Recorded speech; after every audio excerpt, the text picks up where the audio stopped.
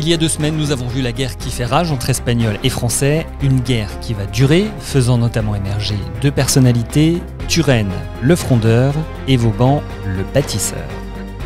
Bonjour, je suis Grégory Barbier et je vous raconte les grandes histoires de l'Est.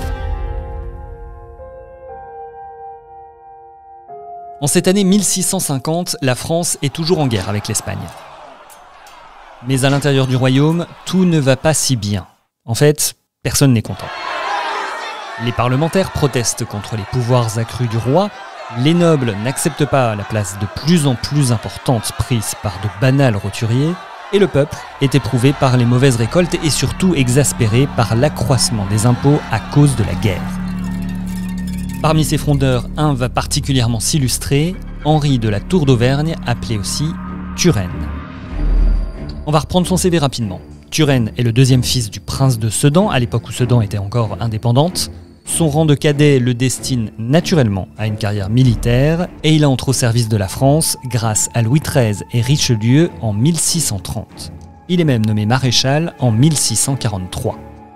Mais il a l'esprit frondeur, Turenne. Il se rallie au prince rebelle et il va se mettre d'accord avec les Espagnols. Et c'est ainsi qu'il se retrouve face aux Français à la bataille de Rethel en Champagne le 15 décembre 1650. La ville est désormais aux mains des Français qui viennent de la reprendre aux Espagnols, et ces derniers sont décidés à ne pas se laisser faire. Turenne est à la tête des troupes, il est même bien positionné, en hauteur, pour voir tout ce qui se passe. Mais bizarrement, le maréchal décide de quitter ce poste avantageux et de descendre pour aller au contact des Français.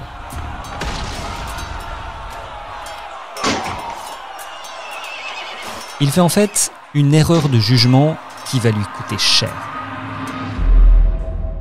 Il avait vu les troupes françaises se replacer, il en avait conclu à tort que c'était un signe de désorganisation totale. Un malentendu qui va quand même causer la mort de 4000 hommes. Et après, Turenne va finalement une 2e fois retourner sa veste. Il demande pardon à Louis XIV et à Mazarin et il va désormais se remettre au service de la France pour les aider à écraser les Espagnols.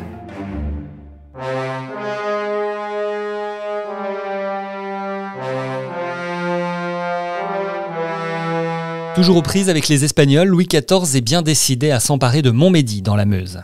Mais la ville, située sur le flanc méridional des Pays-Bas espagnols, semble imprenable. Pas à cause des hommes, à l'intérieur ils ne sont que 700, mais à cause de la forteresse. Des murailles redoutables, des bastions, des systèmes de défense font que tout ça s'annonce bien compliqué.